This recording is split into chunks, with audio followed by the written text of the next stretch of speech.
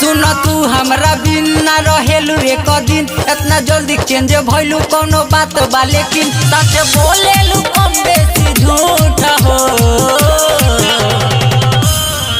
याद कर कैला भेंट केना हो जालू कनेक्ट, तोहर दिल हकी जान बुलू तू हो। याद कर कैला भेंट केना हो जालू कनेक्ट, तोहर दिल हकी जान बुलू तू हो।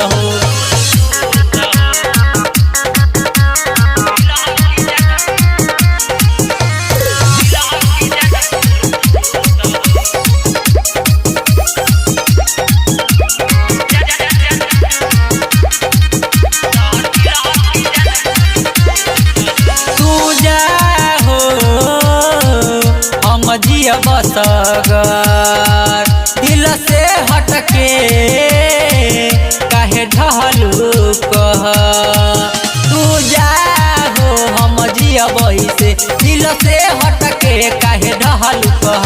अब तो जिंदगी में रही खाली तू पते, बोल प्यारे हम कैले रनी मुफते। अब तो जिंदगी में रही खाली तू पते, बोल प्यारे हम कैले रनी मुफते। धोखा दे के तू बनेलू सपूत हो।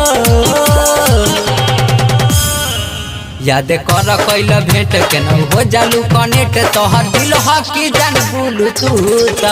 याद कर कैला भेंट केना हो जालू कनेक्ट, तोहर दिल हकी जान बुलू तू हो।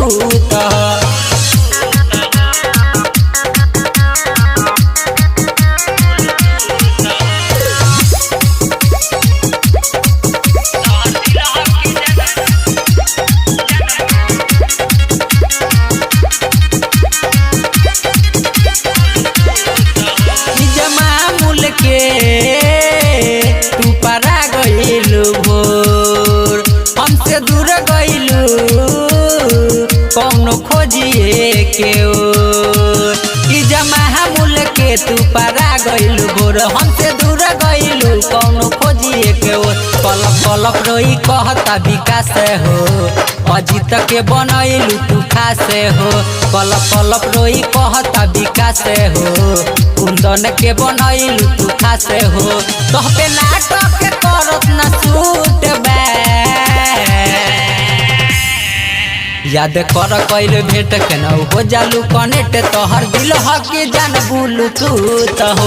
याद कर कैल भेंट केना हो जालू कनेक्ट, तोहर दिल हकी